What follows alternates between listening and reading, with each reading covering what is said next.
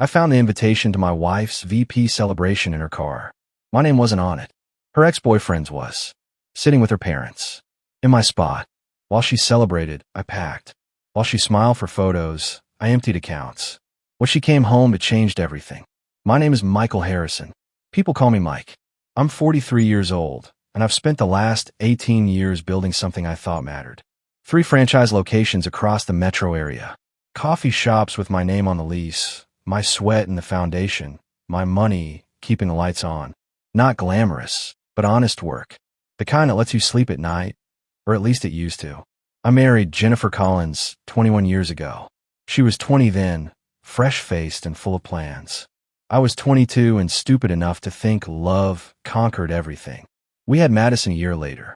Our daughter just started her sophomore year at State, studying biology, living in a dorm 3 hours away.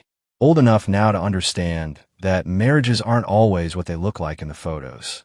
Jennifer works as a sales director for MedTech Solutions, one of those mid-sized companies that sells surgical equipment to hospitals. She's good at it too. Brings home 6 figures, gets flown to conferences, schmoozes with doctors and hospital administrators. 3 weeks ago, they promoted her. Not officially yet, but the announcement's coming. Vice President of Sales. Corner office, company car, the works. I found the invitation by accident. Tuesday morning, I was looking for my insurance card or car. We've been meaning to add her vehicle to my policy, save a few bucks. That's when I saw the envelope wedged between the passenger seat and the center console. Cream-colored, expensive paper. The kind corporations use when they want you to feel special. MedTech Solutions cordially invites you to celebrate Jennifer Harrison's promotion to Vice President of Sales. Friday, November 15th, 7 p.m. The Metropolitan Club. Dinner and reception to follow. Below that, in smaller print, reserved seating for immediate family. I pulled out the seating chart that was tucked inside. Alphabetical by last name. There was her name, Jennifer Harrison. 2 seats at table 3. Her parents, Richard and Susan Collins, were listed. Her brother, David Collins, and his wife were there too. I wasn't on it. Not at her table. Not at any table. I stood in the driveway holding that invitation for a long time, watching the paper tremble slightly in my hand. Not from anger. Not yet. Just that hollow feeling you get when you suddenly realize you've been background noise in your own marriage. Jennifer came out 20 minutes later, coffee mug in hand, already on her phone. She didn't notice me standing there at first. When she did, her smile faltered just a fraction. "Hey, babe," Jennifer said, her voice unnaturally bright. "Thought you'd already left for the Riverside location." I held up the invitation without saying a word. Her face did something complicated. Not quite guilt, not quite defiance. Somewhere in between. "Oh," she said. That. I repeated. "Your big promotion celebration. The one I'm apparently not invited to." Jennifer set her coffee mug down on the hood of her car. Carefully, like she was buying time to think. I watched her face cycle through 3 different expressions before she finally settled on something between apologetic and defensive. "Mike, it's not what you think," she said. "Then tell me what it is," I said, "because what I think is that my wife got promoted to VP, and I'm not invited to watch her celebrate it." Jennifer crossed her arms. That's always been her tell. When she's about to say something she knows I won't like, she crosses her arms like she's protecting herself from the truth. "My parents requested the seating arrangements," she said. "You know how my dad is about these corporate things. He's very particular about optics." "Optics," I repeated. "Your dad cares about optics so much that his son-in-law of 21 years doesn't make the guest list." "It's complicated, Mike." "Then uncomplicate it." Jennifer looked away, toward the street where our neighbor was walking his dog. "Anywhere but at me. They think Austin should be there." The name hit me like cold water. Austin Parker. Her college boyfriend. The guy she dated for 2 years before we met. Some hospitality consultant who wore expensive suits and talked about restaurant profit margins like they were gospel. I'd met him exactly twice. Once at Jennifer's company retreat 4 years ago, once at her father's birthday party last summer. Both times, he'd looked at me like I was help. "Austin," I said. "Your ex-boyfriend Austin." "That Austin. He's consulting with my company now," Jennifer said, her voice getting that defensive edge. "He's been helping us restructure our distribution strategy. He's actually really valuable to the team." "That's great, Jen. Wonderful." But that doesn't explain why he get a seat at your celebration, and I don't. She finally looked at me. Her jaw was tight. Because my parents like him. Okay? They always have. They think he's more their speed. Their speed. You know what I mean, Mike. He speaks their language. The corporate world, networking, that whole scene. You're great at what you do, but running coffee shops isn't exactly. She trailed off, but the rest of the sentence hung there anyway. Isn't exactly impressive to people like them. I felt something shift in my chest. Not anger yet. Something colder than that. So let me make sure I understand this correctly, I said, keeping my voice level. Your parents like your ex-boyfriend more than your husband. And rather than tell them that's insane, you just went along with it. Didn't even mention it to me. Just let me find out by accident. I was going to tell you, Jennifer said, but even she didn't sound convinced. When? Friday night, when I asked how the party went. She didn't answer that. Just stood there in the driveway, arms still crossed, looking at me like I was the one being unreasonable. You know what the worst part is? I said, it's not that you didn't fight for me. It's that you didn't even think I'd care enough to fight back. I handed her the invitation. She took it, but didn't look at it. I need to get to the Riverside location, I said. Inventory deliveries coming at 9. I walked past her, got in my truck, and drove away. In the rearview mirror, I could see her still standing there in the driveway, holding that cream-colored envelope like it might catch fire. But here's the thing about quiet people. We don't always show you when we're hurt. We just start making plans. The Riverside location needed me, but not as much as I needed it. Sometimes you need a reason to get out of your own head, and counting inventory is as good as any. Besides, I do my best thinking when my hands are busy. I spent Tuesday organizing the stockroom, checking delivery schedules, training the new kid on the espresso machine. Normal Tuesday stuff. But in between pulling shots and signing invoices, I was thinking about that seating chart. About Austin Parker's name in the spot where mine should have been. Around 2 in the afternoon, I call my accountant. Gerald Simmons, 68 years old. Been doing my books since I opened the first location 15 years ago. Sharp as they come. Gerald, I need you to pull something for me, I said. All joint account activity for the last 2 years. Everything Jennifer and I have together. Checking, savings, the investment accounts. That's a lot of paperwork, Mike, Gerald said. What am I looking for? I don't know yet. Just anything that looks off. Large withdrawals, unusual transfers, anything I didn't authorize. There was a pause. Gerald's not stupid. He'd been married 43 years. He knew what this kind of request meant. I'll have it for you by Thursday, he said. Thanks, Gerald. And keep this between us. Always do. I hung up and went back to work. But I couldn't stop thinking. 8 months ago was when the Riverside location started losing market share. 3 regular corporate contracts we'd had for years suddenly went to a competitor across town. New place called Velocity Cafe. Sleeker branding, aggressive pricing, suspiciously well-informed about our pricing structure. I chalked it up to bad luck. Now I wasn't so sure. That evening, Jennifer came home late. Again. Said she'd been at a strategy meeting with the VP team, preparing for the transition. She kissed me on the cheek like nothing was wrong, asked how my day went, started making dinner like we were still the couple who told each other everything. Austin called today, she said, stirring pasta sauce on the stove. Casual. Too casual. He wanted to confirm some details about Friday's event. I'm sure he did, I said. Jennifer glanced at me. Mike, please don't be like this. Like what? Like a husband who just found out he's been replaced by your ex at the biggest night of your career. You haven't been replaced. You're being dramatic. I set down my beer, looked at her directly. When did Austin start consulting on your business? I told you. He's been helping with distribution strategies. When did it start? She turned back to the stove. Maybe 6, 7 months ago. I don't remember exactly. Try harder. Why does it matter, Mike? Because 7 months ago, my Riverside location started hemorrhaging contracts to a competitor. And I'm wondering if those two things might be connected. Jennifer's stirring stopped. Just for a second. Then she laughed. Actually laughed. You think Austin is feeding information to your competitors? That's paranoid, even for you. Is it? He's a hospitality consultant. He knows the industry. He's been working with you, which means he's been around our conversations, around our financial discussions. You tell him things about my business. Of course not. You sure about that? Because you didn't tell me you were working with him at all. So forgive me if I'm not taking your word for it. The sauce started bubbling over. Jennifer turned off the heat, moved the pan, and stood there with her back to me. Her shoulders were tight. I think I'm going to sleep in the guest room tonight, I said. Mike, I'm not angry, Jen. I'm just tired, and I need some space to think. I left her in the kitchen and went upstairs. The guest room still had boxes in it from when we'd moved Madison's stuff out for college.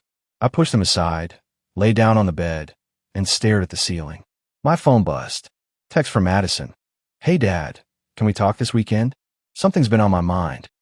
I stared at that message for a long time before responding. Of course, honey. Call me whenever. She didn't respond right away. That wasn't like her. Madison always responded immediately. I set the phone down and closed my eyes. But I wasn't sleeping. I was thinking about timelines. About coincidences that weren't coincidences. About my daughter's strange text and my wife's casual lies. By the way, if you're listening to this and it's hitting close to home, do me a favor. Hit that subscribe button. Helps more than you'd think. 97% of you don't. And trust me, it makes a difference. Gerald called Thursday morning while I was opening the downtown location. Mike, you need to come to my office, he said. No greeting, no small talk. That's when I knew it was bad. I got there by 10. Gerald had papers spread across his desk like crime scene evidence. Bank statements, transaction records, copies of checks I'd never seen. Tell me what I'm looking at, I said. Gerald pointed to the first stack. Joint savings account. You and Jennifer. 3 years ago, you had $240,000 in there. Money from your dad's life insurance, plus what you'd saved from the franchises. Right.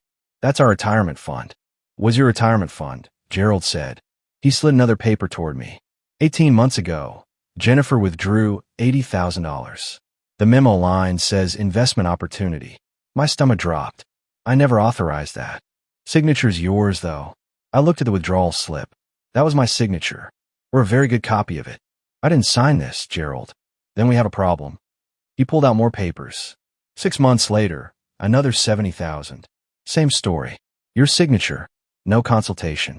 3 months after that, $45,000 more. How much is left? $42,000. And that's only because she hit the annual gift tax limit. Couldn't take more without triggering IRS scrutiny. I sat back in the chair. Nearly $200,000. Gone. Where did it go? Gerald handed me another document. Wire transfers. All to the same LLC. Parker Hospitality Ventures. Austin Parker. Of course it was. There's more, Gerald said, and somehow I knew this was going to be worse. Your business accounts. Someone's been accessing the financial records. Not taking money directly, but pulling reports. Vendor contracts. Pricing structures. Profit margins. Everything. Ow. Shared login credentials. Jennifer's your co-owner on paper for tax purposes. Remember? She has administrator access to the accounting software. These pulls happened after hours. Late evening, around 9 or 10 p.m. When I'm usually asleep. Yeah. I stood up and walked to the window. Outside, people were going about their normal Thursday. Getting coffee, heading to work, living lives that hadn't just shattered into sharp pieces. There's one more thing, Gerald said quietly. I pulled the business registration records for Velocity Cafe, the competitor that's been taking your contracts. I turned around. Silent partner listed as Parker Hospitality Ventures. Registered 8 months ago. The room felt smaller suddenly. Austin Parker wasn't just consulting with my wife. He was using information from my business to compete against me, using my money to fund it. And Jennifer had been helping him do it. What do I do, Gerald? He looked at me over his reading glasses. Legally, you document everything. You protect yourself. You get a lawyer. And personally, Gerald folded his hands. You decide if you want to fight or walk away. But Mike, if you walk away, you do it smart. You don't leave anything behind that can bite you later. I drove home in a fog. When I got there, the house was empty. Jennifer was at work, probably sitting in meetings with Austin, planning strategies, laughing about something, not thinking about me at all. I went to the garage and found what I was looking for. 3 boxes marked college files, in Jennifer's handwriting. Old paperwork she'd never thrown away. I opened the first one and started digging. Financial aid documents, transcripts, and buried at the bottom, a thank you card, dated from 22 years ago, Jennifer's junior year, the year before we met. Thanks for the getaway to Silver Creek. Next one's on me. Let's not wait so long between visits. Yours, Austin. Silver Creek. That was 7 hours away. Jennifer had told me she'd spent that spring break volunteering at a homeless shelter. I remembered because I'd felt guilty for going to Cancun with my buddies while she was doing charity work. She hadn't been at a shelter. She'd been in a cabin with Austin. I sat on the garage floor with that card in my hand, and something cold settled in my chest. Not rage. Not even hurt anymore. Just clarity. Perfect, crystalline clarity. She'd been lying to me from the beginning, and she'd gotten so comfortable with it that she'd stopped being careful. That was her mistake. Friday morning started like any other. Jennifer's alarm went off at 6. I heard her shower running, heard her moving through the bedroom, heard the closet door open and close as she picked out something for the big day.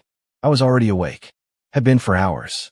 Lying in the guest room bed, watching the ceiling fade from black to gray as dawn came through the window. By 7, I was dressed. Jeans, work boots, my old Colorado State hoodie. Jennifer was in the kitchen, coffee in hand, scrolling through her phone. She looked up when I came down the stairs. "Morning," she said. Careful, like she was testing the temperature of the water. "Morning," I said back. "You working at the downtown location today?" "That's the plan." She nodded, sipped her coffee. "So about tonight." "Have a great time," I said. "You've earned it." Something flickered across her face. Relief, maybe, like she'd expected a fight and was grateful not to get one. "Thank you," she said. "That means a lot." I pour myself coffee. Black, no sugar.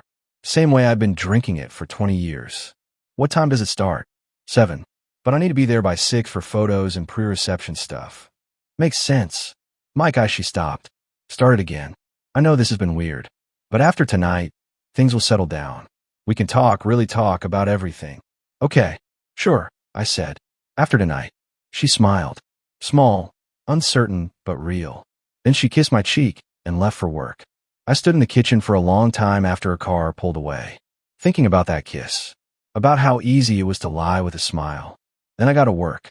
First call went to Gerald. Transfer my half of the joint accounts into my personal business account. Everything. Do it this morning. "Mike, that's going to trigger alerts." "I know. Do it anyway. And pull me off every joint authorization.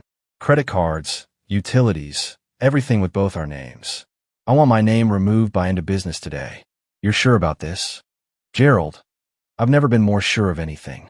Second call went to my lawyer. Patricia Hendricks, 56 years old, best family attorney in the metro area. I'd met her twice at Chamber of Commerce events. Never thought I'd need her. "Patricia, it's Mike Harrison. I need to retain you. Today." "What's going on, Mike?" "My wife's been emptying our accounts to fund her ex-boyfriend's business. She's been feeding him information from my franchises.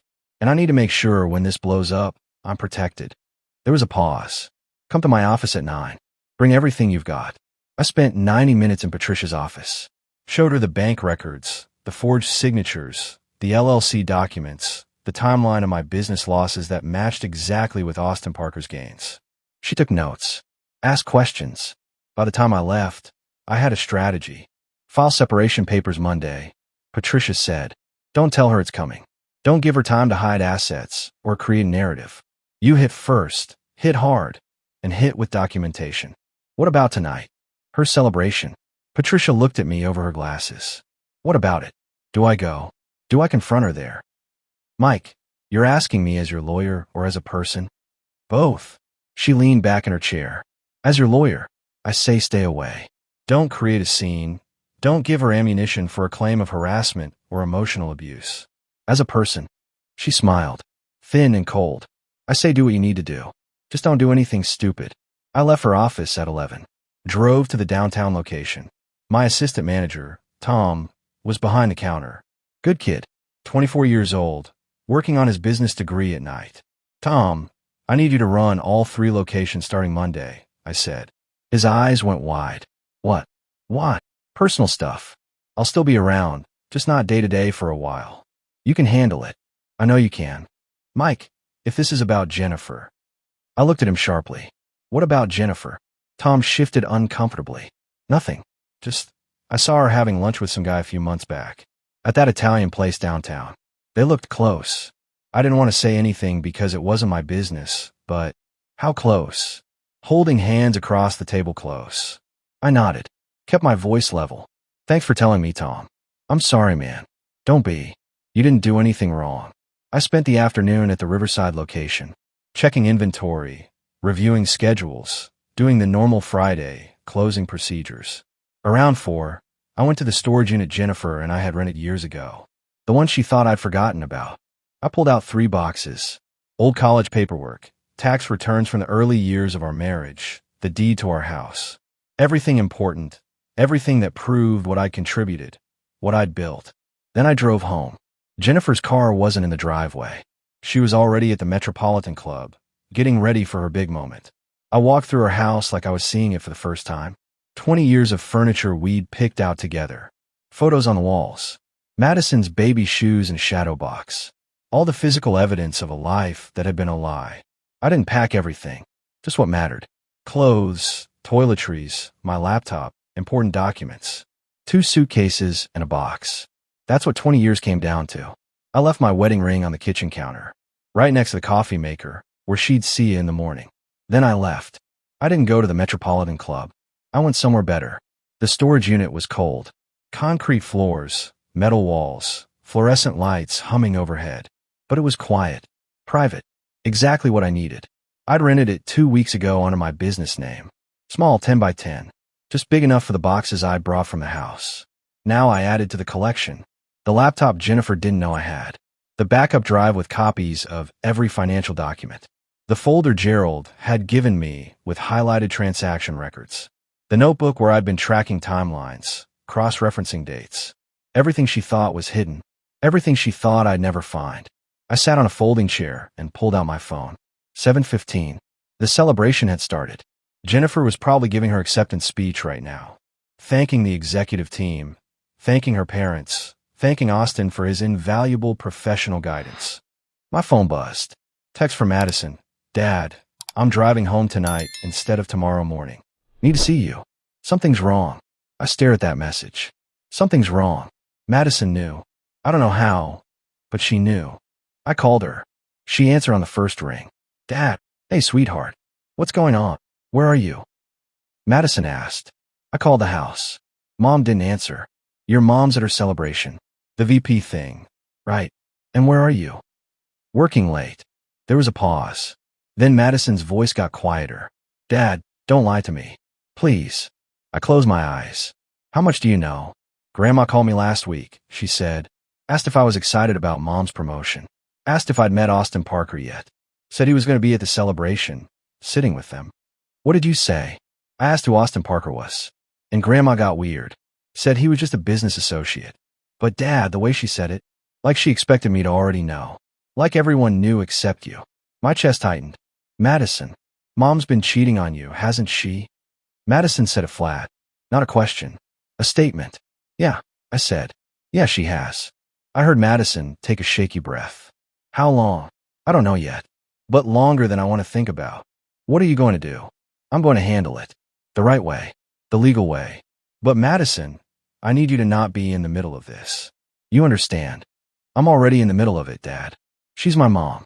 You're my dad. There's no way I'm not in the middle. Then let me make this easier. I'm leaving your mom. Filing for separation. It's going to get messy. But no matter what happens, no matter what she says or what your grandparents say, you need to know something. What? I love you. That doesn't change. Ever. You don't have to pick sides. You don't have to fix this. You just have to keep being my daughter. That's all I need from you. Madison was crying now. I love you too, Dad. I know, sweetheart. Now turn around. Go back to campus. Don't come home this weekend. Trust me on this. But, Madison, please, let me handle this part. Okay. She was quiet for a long time. Then, okay. But Dad, when this is over, when everything's settled, I'm on your side. Just so you know. I appreciate that, honey. More than you know. We hung up. I sat there in the storage unit, surrounded by evidence of my wife's betrayal, and felt something shift. Not anger anymore. Not hurt. Something colder. Something final. I pulled up Jennifer's Instagram. She'd posted 10 minutes ago. A photo of her at the podium, mid-speech, smiling at the crowd. Caption, grateful for this incredible opportunity and everyone who believed in me. The comments were already rolling in. Congratulations. Well deserved. So proud of you. I scrolled to the tagged photos. Someone had posted a wider shot of the room. I zoomed in on table 3. There was Jennifer's father, Richard, her mother, Susan, her brother David, and sitting right next to Susan, smiling like he belonged there, was Austin Parker. He was wearing my spot at her celebration, sitting with my in-laws, probably toasting to her success with my money that he'd stolen. I took a screenshot, added it to my evidence folder, labeled it November 15th, the night she chose him. Then I turned off my phone and went to the hotel I booked. Extended stay, month to month. 1 room, kitchenette, no questions asked. I ordered a burger from room service. Ate it while watching some game I didn't care about. Took a shower. Lay down on a bed that wasn't mine in a room that smelled like industrial cleaning products. And for the first time in weeks, I slept. Because the hard part was over. The wondering, the suspecting, the hoping I was wrong. Now I knew. And knowing meant I could act. Saturday morning. My phone rang at 8. Jennifer's name on the screen. I let it ring 4 times before answering. Not because I was cruel. Because I wanted her to feel what waiting felt like. "Mike," she said when I picked up. Her voice was tight. Controlled. "Where are you?" "Does it matter?" "Of course it matters. You left. You took your things and left without saying a word. I came home last night and you were just gone." "How was the party?" I asked. The question threw her. I could hear in the pause. "What?" "Your celebration. How was it? Did Austin enjoy sitting at your table with your parents?" Another pause. Longer this one. "Mike, if this is about the seating arrangements." "It's not about the seating arrangements, Jennifer. It's about $200,000. Silence. Complete silence. I could picture her face, the color draining out of it. "I don't know what you're talking about," she said finally. "Yes, you do. Parker Hospitality Ventures. The LLC you've been funneling our retirement money into. Austin's little investment fund. The one he used to open Velocity Cafe and steal my contracts." "Mike, I can explain." "Can you explain the forged signatures?" "Because Gerald showed me the withdrawal slips. That's my signature on documents I never signed. That's called fraud, Jennifer. That's a felony." Her breathing changed. Got faster. "You're talking to lawyers." "Of course I'm talking to lawyers. What did you think I was going to do? Just let you rob me blind?" "It wasn't robbery. It was an investment. Austin needed startup capital. Austin needed my money to compete against me. And you helped him do it. You gave him our financial information, our vendor contracts, our pricing structure, everything he needed to undercut my business and drive customers away." "That's not..." She stopped. Started again. "Mike, you don't understand the full picture. Then explain it to me. Explain why my wife has been spending 18 months stealing from me to fund her ex-boyfriend's business. Explain why you've been meeting him for lunch at your usual spot while telling me you're in meetings. Explain the thank you card from Silver Creek, the weekend you told me you were volunteering at a shelter. You went through my things. You went through my bank accounts. We're past privacy, Jennifer." She was crying now. Quiet tears, but I could hear them. "Mike, please. Come home. We can fix this." "There's nothing to fix. Monday morning, you're getting served with separation papers. Tuesday morning, I'm filing a police report for fraud and identity theft.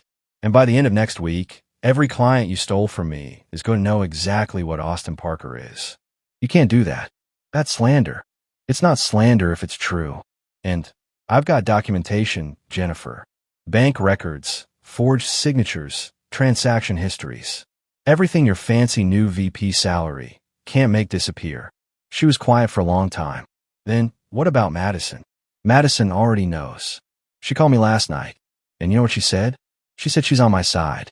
Because even her 19-year-old daughter could see what you've been doing." "Mike, I'm done, Jennifer. With the marriage, with the lies, with pretending I don't see what's right in front of me. You want Austin? You can have him.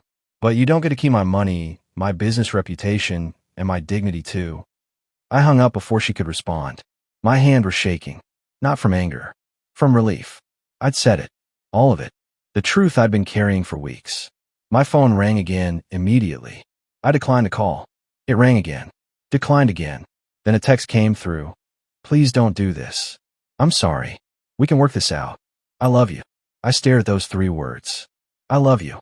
21 years of marriage. And that's what she said now. After everything. I deleted the message and blocked her number. Then I called Madison. "Hey, Dad," she answered. "You okay?" "I'm okay, sweetheart. Just wanted to hear your voice. Mom's been calling me all morning, crying, saying you won't talk to her. That's accurate. Good, Madison said. Don't. She doesn't deserve it. Monday morning, 9 a.m. Patricia Hendricks' office. She had 3 folders spread across her conference table, each one thicker than the last. Mike, sit down, Patricia said. We need to talk about what I found. I sat, braced myself. Your wife didn't just steal from you, Patricia said.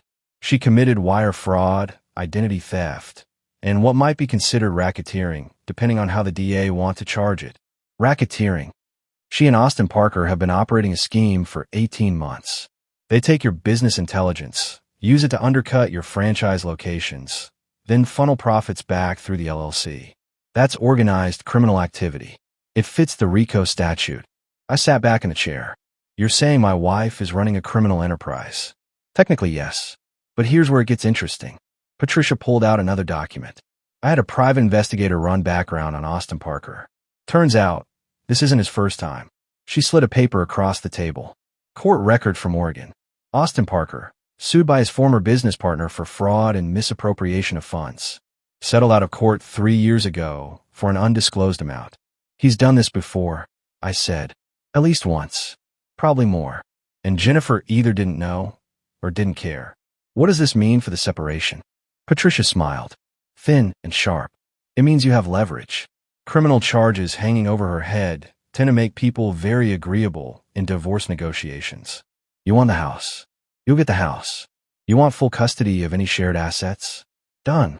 You want her to pay you back for the stolen funds? She will, because the alternative is explaining to a jury why she forged your signature. What about Austin? What about him? Can we go after him too?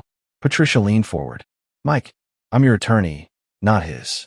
But if you were to file a civil suit against Parker Hospitality Ventures for tortious interference with business relationships and fraud, and if that suit just happened to include discovery requests for all his financial records, well, that would be perfectly legal. Do it, I said. You sure? Civil suits are expensive. Time-consuming. I'm sure. I want every dollar back. And I want everyone in this industry to know what Austin Parker is. Patricia nodded. I'll have the papers drawn up by Wednesday. I left her office at 10. Drove to the downtown franchise location. Tom was behind the counter, training the new assistant manager. Boss, Tom said when he saw me. You look different. Different how? I don't know. Lighter maybe. I smiled. That's because I finally dropped about 130 pounds of dead weight. Tom laughed. Then his expression got serious. Mike, I need to tell you something. That competitor, Velocity Cafe, they called me last week. Try to recruit me. Offer me 20% more than you're paying. What did you say? I told them to go to hell. But they knew our salary structure. Knew exactly how much I was making. Someone's been feeding them information. Not anymore, I said. That pipeline's been cut off. Tom studied my face. This is about Jennifer, isn't it? Yeah, it is. I'm sorry, man. Don't be. Sometimes the trash takes itself out. You just have to let it go. I spent the rest of the day at the Riverside location, checking inventory, reviewing accounts, talking to regular customers, getting back into the rhythm of work. Around 3, my phone buzzed. Text from an unknown number. This is Richard Collins, Jennifer's father. We need to talk. I stared at that message for a long time. Richard Collins, the man who'd excluded me from his daughter's celebration because I wasn't successful enough for his standards. I texted back, talk to my lawyer, Patricia Hendricks. She'll give you my terms. 3 dots appeared, then disappeared, then appeared again. Finally, this is a family matter. It should stay in the family. Should have thought of that before you invited Austin Parker to sit in my seat. I wrote back. We're done here. I blocked the number. My phone rang immediately. Susan Collins this time. Jennifer's mother. I let go to voicemail. Then David Collins, Jennifer's brother. Voicemail. Then Jennifer again, from a different number. Voicemail. They were circling the wagons. Trying to control the narrative. Trying to make me the villain. But I had something they didn't. Documentation. Evidence. The truth. And in the end, that's all that matters. 3 weeks after I filed for separation, Austin Parker's world started collapsing. It started small. A health inspector showed up at Velocity Cafe, found 18 code violations. The place shut down for a week. Then the Oregon lawsuit resurfaced. The business partner Austin had settled with, Turns out he'd never actually paid the settlement. Just made 3 payments and disappeared. Now there was a warrant out for his arrest in Portland. My civil suit hit him next. Discovery is a beautiful thing when you're on the right side of it. Austin had to produce every financial record, every contract, every transaction for the past 3 years. And what we found was a pattern. He'd done this before, not just in Oregon, in Arizona, in Nevada. Always the same scheme. Find a struggling business owner's wife, seduce her, get access to financial information, then compete against the husband until the business failed. Jennifer was just the latest mark. Patricia called me on a Thursday morning. Mike, Austin Parker just filed for bankruptcy. Personal and business. He's trying to shield his assets before your judgment comes through. Can he do that? He can try. But bankruptcy trustees look very closely at asset transfers. And all that money he moved to offshore accounts in the last 6 months, they'll claw that back. What about Jennifer? She's named as a co-conspirator in the fraud. If Austin goes down, she goes down with him. I sat with that information for a long time. 21 years of marriage. 1 daughter. And it all came down to this. My wife facing criminal charges because she chose the wrong man to trust. Jennifer called that night. First time I'd answered her call in 3 weeks. Mike, she said. Her voice was small. Broken. I need your help. With what? The DA wants to charge me with fraud. Patricia told them about the forged signatures. They're saying I could face 5 years. You could. Fraud is a felony. Please. I'm begging you. Drop the charges. Tell them you won't press charges. Jennifer, I didn't press charges. The DA did. Once they saw the evidence, it was out of my hands. But you gave them the evidence. You did this to me. No, I said. You did this to yourself. You stole from me. You forged my signature. You helped Austin destroy my business. All I did was document it. She was crying now. What about Madison? What happens to her if I go to prison? Madison's 19. She's an adult. She'll be fine. She won't speak to me. She won't return my calls. That's between you and her. There was a long pause.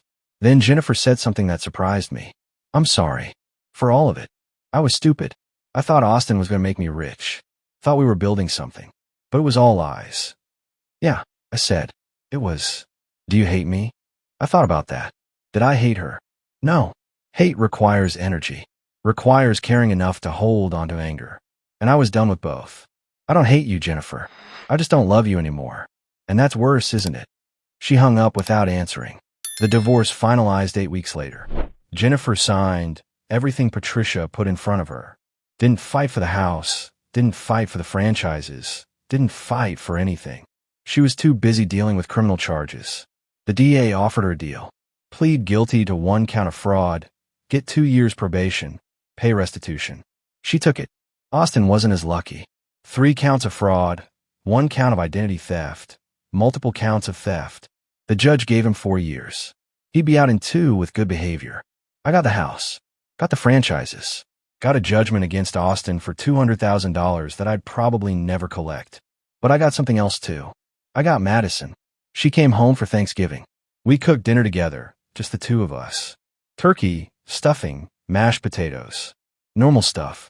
Dad, she said while we were doing dishes. Are you okay? Really okay? Yeah, honey. I really am. I'm proud of you. For leaving. For fighting back. For not just taking it. I pulled her into a hug. You're the best thing that came out of that marriage. You know that. I know, she said.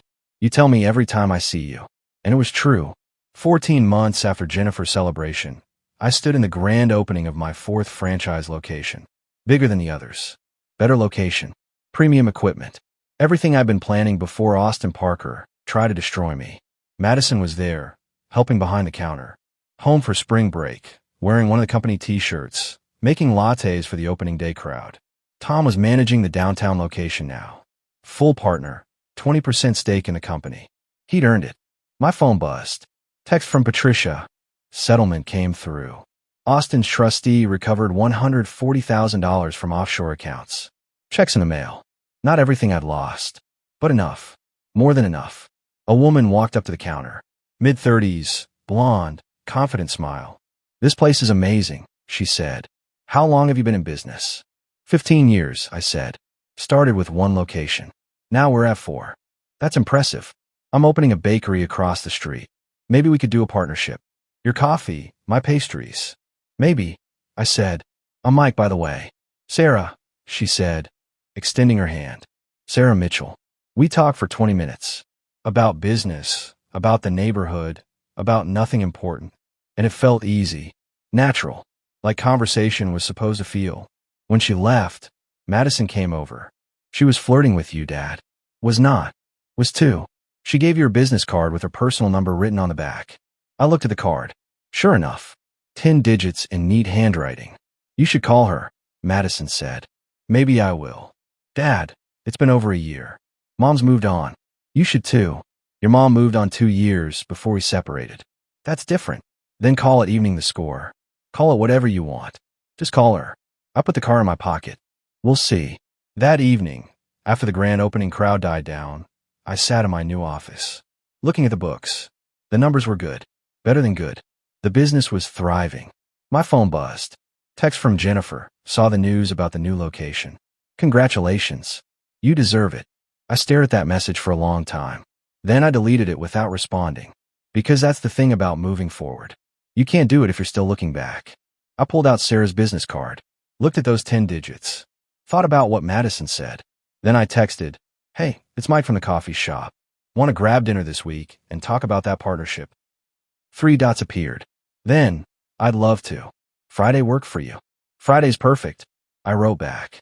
I set the phone down and looked around my office. At the framed photo of Madison on the wall. At the business license with my name on it. At the life I'd rebuilt from nothing.